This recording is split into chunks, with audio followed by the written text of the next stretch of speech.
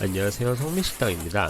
저는 평소에 다뤄보지 않은 식재료에 도전하는 걸 좋아하는데요. 오늘은 가오리 중의 왕이라고 하는 노란 가오리를 준비해봤습니다.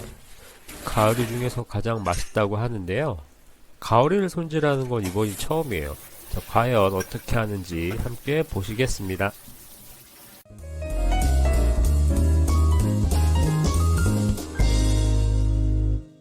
자, 언제나 그렇듯이 여러가지 영상으로 가오리 손질에 대해서 미리 예습을 했습니다. 가오리 같은 경우에는 겉에 저 진액이 있기 때문에 진액을 깨끗하게 제거해 줘야 한다고 하더라고요. 그래서 솔로도 닦아주고 칼로도 밀어주고, 제가 이 가오리를 주문한 곳은 낚시꾼 수산이라고 하는 곳인데요.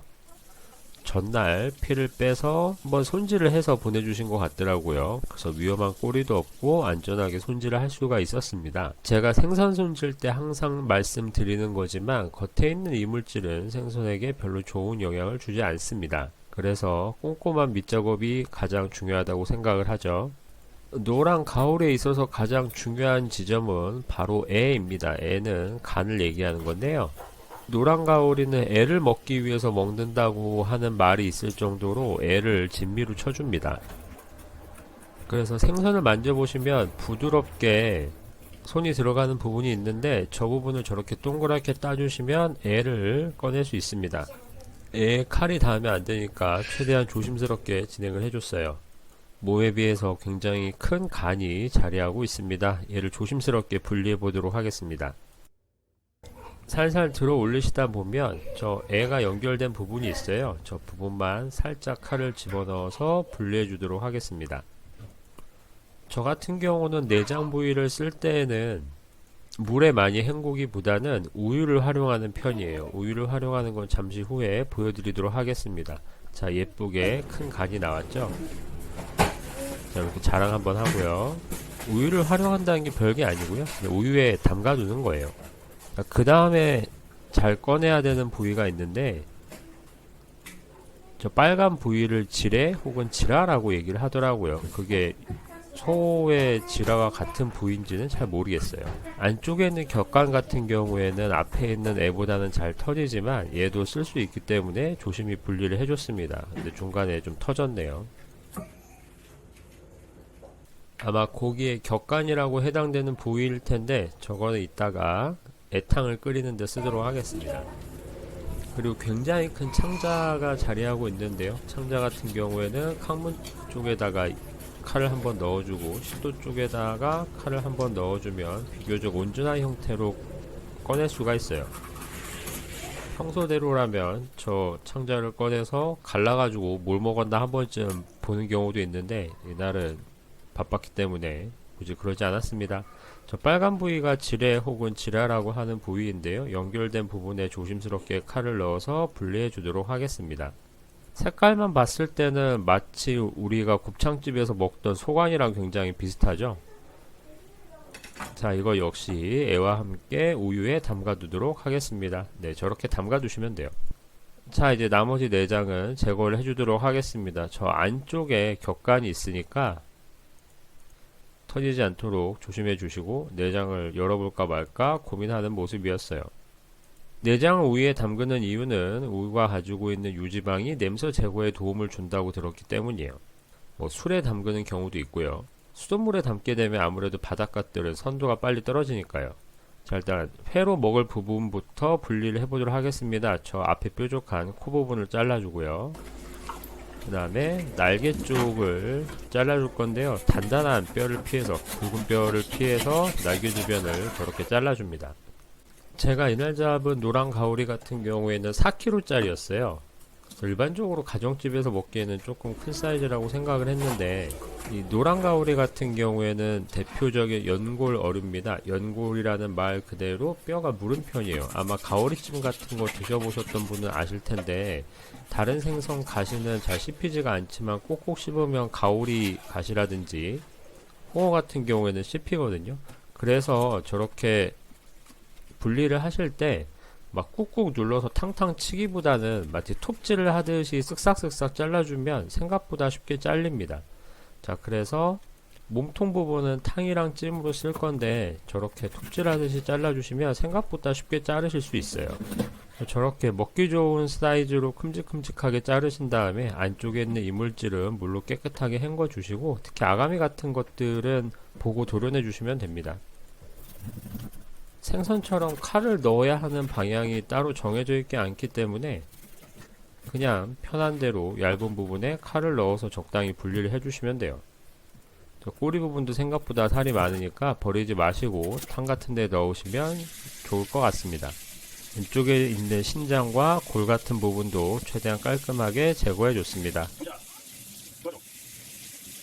A few moments later. 자, 토막 쳤던 부분을 정리하고 회로 먹을 부분을 손질하는데요. 저렇게 끝부분을 잘라주세요. 자, 그 다음에 살과 껍질 사이에 칼집을 한번 넣어준 다음에 저렇게 키친타월 같은 걸 이용해서 잡고 벗겨주시면 되는데, 저 작업이 좀 쉽지가 않습니다. 그래서 일반적으로 홍어나 가오리 껍질을 벗길 때 왜 벤치를 쓰는지 알 것 같더라고요. 자, 하지만 저는 없으니까 최대한 그냥 힘껏 당겨봤어요. 아마 가오리를 손질할 때 가장 어려운 부분이 저 껍질을 벗기는 부분이 아닌가 싶더라고요.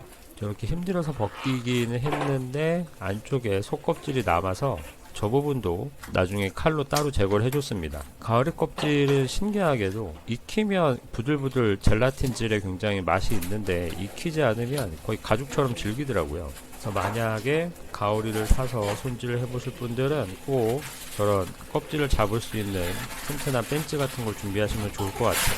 자, 우유에 담가놨던 애를 꺼냈습니다. 끼가 많이 사라진 모습이죠. 이 노란 가오리의 애 같은 경우에는 피가 많기 때문에 저렇게 담가서 피를 제거하시면 좋아요. 그리고 주의사항은 저 가운데 부분에 쓸개가 있습니다. 그래서 쓸개를 피해서 칼을 넣어야 되는데 저렇게 쓸개를 자르면 최대한 빨리 닦아주시고 그 쓸개즙이 묻은 부분을 잘라서 제거를 해주세요. 간 안에 쓸개가 박혀 있다는 점이 굉장히 신기했습니다. 쓸개를 제거한 애는 해동지에 싸서 여분의 핏기와 물기를 제거했고요. 이제 코를 손질해 보도록 하겠습니다. 아까 날개와 마찬가지로 끝에 부분을 살짝 한번 잘라주고 키친타올이나 해동지를 이용해서 껍질을 벗겨주시면 되는데, 이 부분은 특히나 더 잘 벗겨지지 않았습니다. 처음에 말씀드렸던 것과 마찬가지로 저 껍질과 살 사이에다가 칼집을 살짝 넣어주시고 살이 딸려오지 않도록 조심스럽게 한 손으로는 살을 잡고 한 손으로는 껍질을 잡고 쭉 당겨주시면 됩니다. 날개 두 쪽을 신나게 벗겨서 기력이 떨어진 건지 제가 그냥 힘이 없는 건지 모르겠지만 매우 힘든 작업이었어요. 자, 그래서 안 되는 부분은 저렇게 칼로 생선 껍질을 벗기듯이 벗겨봤는데 진작 저렇게 하는 게 낫지 않았나 라는 생각이 들 정도로 깔끔하게 속껍질까지 벗겨졌습니다. 그래서 평소에 생선 탈피를 해보신 분들은 그냥 저렇게 하셔도 괜찮을 것 같아요. 그동안 좀 뭘 한 걸까요? 자, 그래서 저렇게 껍질을 벗긴 가오리 횟감들은 해동지에 싸서 다시 한번 수분을 제거해 줬습니다.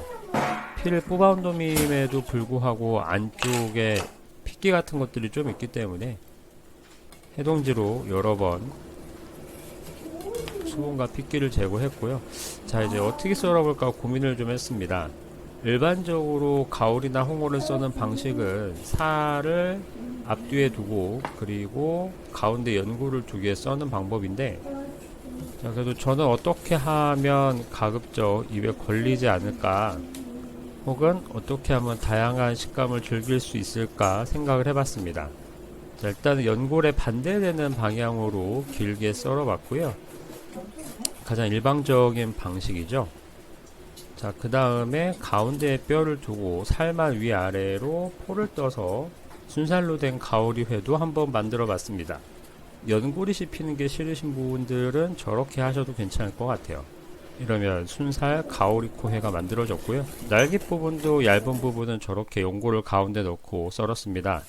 날개 끝에 뼈가 얇은 부분은 저렇게 썰었고요. 그리고 저렇게 생선 포 뜨듯이도 한번 썰어 봤습니다.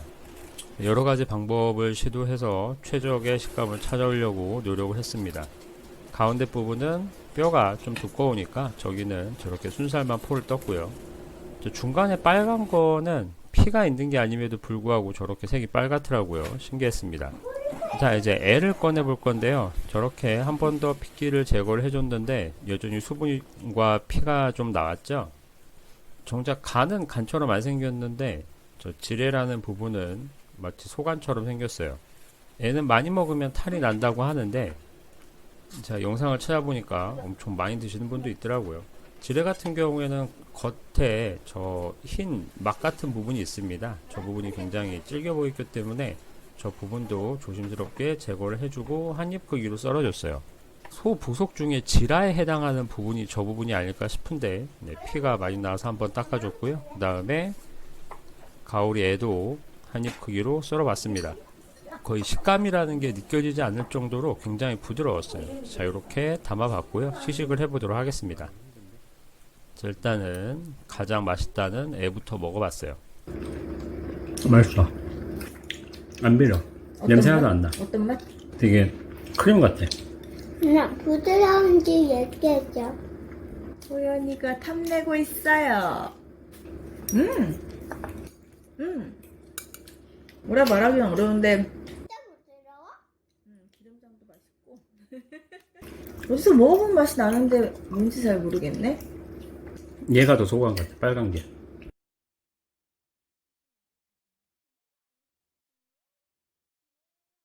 얘가 소간 같아. 먹어본 맛 같은데 뭐라 말하기가 힘드네. 가오리 회 같은 경우에는 숙성회보다 굉장히 씹는 맛이 있었고요. 살만 발라도 굉장히 쫄깃쫄깃했습니다. 그러면서 어느 정도 지방 맛도 나고요. 얘는 순살이야. 평소에 씹는 맛으로 회를 즐기시는 분들이라면 가오리 회가 좋은 선택이 되지 않을까라는 생각이 들었습니다. 식감만 좀 다르지 회가 특이하게 뭐 가오리라고 이상하고는 그러지 않네? 그냥 생선회 맛 비슷하지 않아? 그냥 생선회 같아. 그래서 많은 분들이 걱정하시는 암모니아 향 같은 거는 전혀 느껴지지 않았기 때문에 평소에 이런 암모니아 향이 싫어서 가오리나 홍어를 안 드셨던 분들도 드셔보면 좋을 것 같다는 생각이 들었어요. 24 hours later. 자, 이제 다른 요리를 해보도록 하겠습니다. 일단은 무를 썰어 줄 건데요. 무는 매운탕에 들어가는 사이즈대로 썰어 줬습니다. 제가 이 재료들로 해볼 요리는 가오리 애탕이에요. 이 레시피 같은 경우는 예전에 한식 대첩에 나왔던 레시피를 참고를 했고요. 가급적 복잡하지 않게 만들려고 했습니다. 그래서 야채도 심플하게 대파와 부추, 양파, 무, 그리고 미나리만 준비를 했어요. 미나리 같은 경우에는 가급적 여린 줄기만 쓰고요. 굵은 줄기는 따로 빼놨습니다. 물을 찬물에 끓이신 다음에 무가 어느 정도 익은 것 같다 싶을 때 가오리를 넣어주도록 하겠습니다. 저는 좀 심하게 크게 썬 감이 있습니다. 잡내 제거를 위한 청주를 소주 한 잔 정도 넣어주시고요. 된장을 풀어서 넣어줬습니다. 평소 된장찌개에 반 정도만 넣어주시면 될 것 같아요. 그 다음에 마늘을 큼직하게 한 숟갈 넣고 생강도 반 스푼 정도 넣어줬습니다. 그 다음에 고춧가루도 넣어줬습니다. 자, 한식에 들어가는 아주 기본적인 재료들이죠. 그래서 어느 정도 끓으면 저렇게 거품을 한번 제거를 해 주시고요. 어차피 깔끔하게 먹는 음식은 아니기 때문에 뭐 적당히 제거해 주시면 돼요. 그 다음에 대망의 애를 저렇게 넣어준 다음에 꾹꾹꾹 눌러주시면 애가 익으면서 국물에 스며들게 됩니다. 이때도 뭐 완벽하게 다 으깨주실 필요는 없고요. 그냥 건더기가 느껴지지 않을 정도로만 으깨주시면 될 것 같아요. 자, 그 다음에는 파랑, 양파, 고추를 넣었습니다. 마지막으로 멸치 액젓을 넣어서 간을 봐주고 미나리를 넣고 끓여주면 완성입니다. 미나리는 가급적 여린 입만 넣었고요. 먹어보도록 하겠습니다. 자, 어제 가오리회를 먹고 다음날 먹어봤는데요. 하루가 지났다고 해서 암모니아 향이 나거나 하지는 않았습니다. 일단은 덜어서 국물부터 맛을 봤는데 정말 신기한 맛이었어요. 생전 처음 보는 맛입니다. 뭔가 개운한 듯 하면서 애가 들어가서 그런지 기름지고 묵직한 맛도 있고, 조미료나 육수 같은 걸 쓰지 않았는데도 굉장히 깊은 맛이 있었어요. 전날 왜 내가 술을 먹지 않았을까 후회가 되는 맛이었습니다. 가오리탕 같은 경우는 오래 끓이면 오히려 맛이 없으니까 바로 끓였을 때 한 번에 다 드시는 게 좋아요. 평소에 생선 넣은 국물 요리를 즐기셨던 분들은 꼭 드셔보셨으면 하는 요리입니다. 저렇게 두툼하게 살도 먹을 수 있고요. 오히려 회보다 만족도가 더 좋은 요리였습니다. A few moments later. 자, 생선이 4kg나 했기 때문에 아직도 남았어요. 그래서 이번에는 무침을 해볼 겁니다. 자, 이제 무를 썰어 주시는데요. 새끼손가락 정도 써신다고 생각을 하시면 돼요. 이걸 절일 거니까 이것보다 얇으면 식감이 너무 떨어지겠죠. 그래서 원하는 양만큼 물을 썰어 주시고 재우는데 왕소금과 물엿을 넣어서 절이도록 하겠습니다. 물엿을 넣는 건 땡할머니 보쌈의 비법이라고 하죠.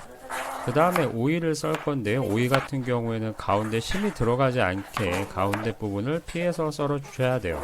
가운데 부분이 들어가면 수분이 너무 많이 나와서 보관하는 기간도 짧아지고 싱거워지기 때문입니다. 자, 오이는 소금에 절여 주시고요. 자, 이 다음에 가오리를 꺼냈습니다. 가오리 같은 경우에는 먹기 좋은 사이즈로 토막을 내주신 다음에 겉에 있는 껍질을 날려줬어요. 처음에 껍질을 잘 벗겼다면 저런 수고를 들릴 필요가 없었겠죠. 그래서 뼈가 얇은 부분은 저렇게 채를 썰어주고요. 어제랑 마찬가지로 뼈가 너무 두껍다고 생각되는 부분은 살만 쓰도록 하겠습니다. 저렇게 살만 발라서 쓰다 보니까 뼈만 있는 부분이 조금 아깝더라고요. 그래서 어떻게 할까 고민을 하다가 우리가 가오리 무침 같은 걸 먹을 때 양념이랑 같이 먹잖아요. 그래서 양념과 잘 어우러질 수 있도록 뼈만 있는 부분도 저렇게 다져줬어요. 저렇게 다져주면 양념과 같이 섞이면서 먹을 수 있고요. 먹었을 때 가오리 맛도 더 잘 느껴지지 않을까라고 생각을 했습니다. 가오슬 같은 경우에는 설탕과 식초를 넣어서 절여주도록 하겠습니다. 그때 막걸리를 쓰기도 하고 소주를 쓰기도 하시는데 굉장히 신선한 상태이기 때문에 굳이 알코올을 넣지 않아도 될 것 같았어요. 자, 이렇게 세 가지 재료를 준비해서 충분히 물이 나오도록 절여줬습니다. 자, 골고루 닿도록 저렇게 중간에 한 번씩 주물주물 해줬습니다. 물론 더 많은 재료를 쓸 수도 있겠지만 제가 생각하는 가오리 무침의 3요소는 딱 저렇게 오이, 무, 가오리 그리고 미나리 줄기만 들어가면 될 것 같습니다. 1 hour later. 충분히 절여진 오이와 무는 수분을 한번 제거해 줘야 합니다. 근데 겉에 아직 소금이 남아 있다면 흐르는 물에다가 소금 알갱이가 없도록 가볍게 씻어 주세요. 자, 그 다음에 가오리도 넣고요. 일단 수분을 제거해 줘야 되는데 마찬가지로 수분이 들어가게 되면 양념이 싱거워지기 때문입니다. 저렇게 주물주물해서 가볍게 한번 제거를 해줬고요. 본격적으로 섞기 전에 두 손으로 힘을 주어서 꼭 짜서 보울에 담아줬습니다. 저는 가오리 양이 좀 적었는데 비율은 1대1대1이 좋은 것 같아요. 썰어둔 파랑 고추를 넣고 얘는 옵션이니까 안 넣으셔도 됩니다. 네, 고춧가루 크게 한 숟갈, 그 다음에 다진 마늘, 고추장 하나, 고추장, 식초를 작은 술로 2개 넣어줬습니다. 그리고 물엿도 좀 넣어주세요. 그 다음에 냄새 제거를 위한 생강도 바로 갈아서 넣어줬어요. 자, 그런데 양념의 비율은 그렇게 중요하지 않은 것 같습니다. 이제 버무린 다음에 간을 보고 전체적인 양과 본인이 취향을 잘 고려해서 중간에 여러가지 양념을 더 넣어주시면 되는데 고춧가루는 매운맛과 수분을 잡아주는 역할을 하고요. 자, 이때 미나리 줄기도 넣어줬습니다. 부드러운 부분은 탕에 넣고 줄기는 무침에 넣었습니다. 자, 이렇게 버무리시다가 너무 물기가 많다 그러면 고춧가루를 넣어주시고 너무 섞이지 않는 것 같다 그렇다면 고추장을 넣어주시면 돼요. 자, 저는 좀 맵게 먹고 싶어서 고춧가루를 추가해 줬습니다. 아무래도 가오리 무침은 진한 색이 나는 게 더 맛깔스러워 보이지 않습니까? 자, 그래서 신맛, 단맛, 매운맛을 본인의 취향에 따라서 식초, 설탕 등으로 조절을 해주시면 됩니다. 중요한 거는 물기가 없어야 한다는 거죠. 자, 저렇게 반찬통에 넣어두시면 일주일 넘게 드실 수도 있고요. 지금 당장 먹을 부분만 저렇게 작은 그릇에 옮겨서 먹어보도록 하겠습니다. 제 생각에는 간이 좀 세다면 일주일이 아니라 2주까지도 충분히 두고 먹을 수 있지 않나라는 생각을 했어요. 자, 깨로 마무리한 다음에 먹어봤습니다. 삭히지 않아서 살이 탱탱하니까 사먹는 것보다 훨씬 더 맛있었어요. 자, 이렇게 해서 오늘은 조금 생소한 식재료인 노란가오리를 이용해서 회랑 애와 지레 그리고 탕과 무침까지 만들어 봤습니다. 자, 오늘도 긴 영상 시청해 주셔서 감사하고요. 다음에도 더 재미있고 유익한 정보로 찾아뵙도록 하겠습니다. 좋아요, 구독, 구독자 1000명이 얼마 남지 않았습니다. 여러분의 힘이 필요해요. 잘 부탁드리겠습니다. 그러면 안녕히 계세요. 송식당이었습니다.